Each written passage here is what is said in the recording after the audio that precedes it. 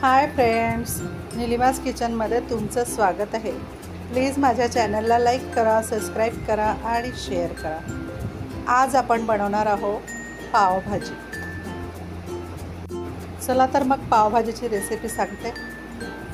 त्यासाठी मी पत्तागोबी घेतलेली आहे, स्वच्छ धुवून घेतली। आलू स्वच्छ धुवून घेतले, शिमला मिरची टाकलेली आहे। आपण एका कुकरमध्ये हे सगळं लावून घेणार आहोत। थोडंसं बीटरूट आणि थोडं गाजर टाकलेलं आहे। बीटरूट याच्यासाठी की छान रंग येतो पावभाजीला। कांदा घेतलेला आहे आणि 2-4 हिरव्या मिरच्या आणि 2 ते 3 टमाटर टाकलेले आहे। थोडं तिखट, मीठ आणि हळद टाकलेली आहे, म्हणजे भाजीला पण स्वाद आला पाहिजे।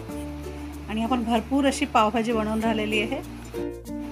पावभाजी मसाला टाकला आणि थोडंसं पाणी टाकून आपण कुकरला झाकण लावून 2 ते 3 शिट्या काढून घेणार आहोत। 2-3 शिट्या झाल्या, कुकर थंड झाल्यानंतर बघा भाजी छान शिजलेली आहे।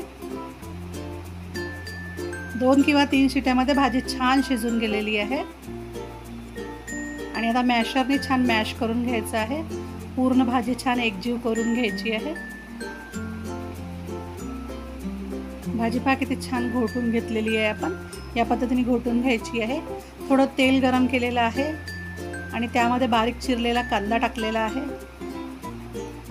एक मोठा कांदा चिरून टाकलेला आहे आणि त्यामध्ये आता कांदा परतल्यानंतर त्यामध्ये आपण अद्रक लसूणची पेस्ट टाकणार आहोत। 2 चमच अद्रक लसूणची पेस्ट टाकलेली आहे। छान परतून घ्यायचं आहे अद्रक लसूण। त्यामध्ये चवीनुसार तिखट, मीठ, हळद टाकायचं आहे।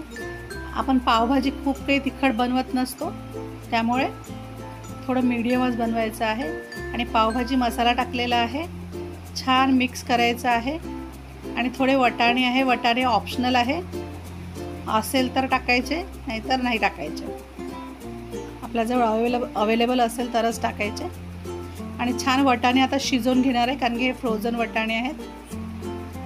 आणि त्यानंतर आपण वटाणे शिजल्यानंतर किती छान शिजलेले आहे आणि तेल पण आलेलं आहे।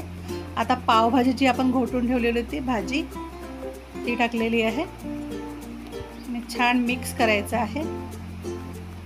थोडं 5 ते 10 मिनिटं छान शिजवून घ्यायचं आहे भाजीला झाकण लावून।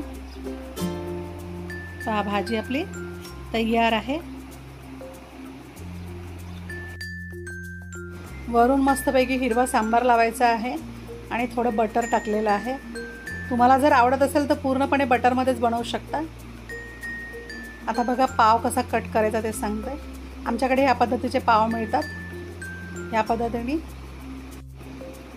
एका साईडनी कट करून घ्यायचे, या पद्धतीने पाव। आणि ताव्यावरती बटर टाकलेलं आहे।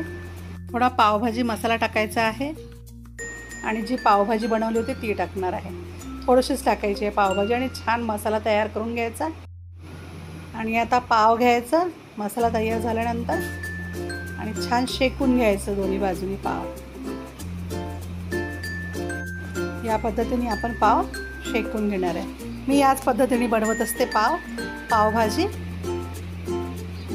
तुम्ही पण ट्राय करून बघा आणि प्लीज माझ्या चॅनलला लाईक करा, सबस्क्राईब करा आणि शेअर करा।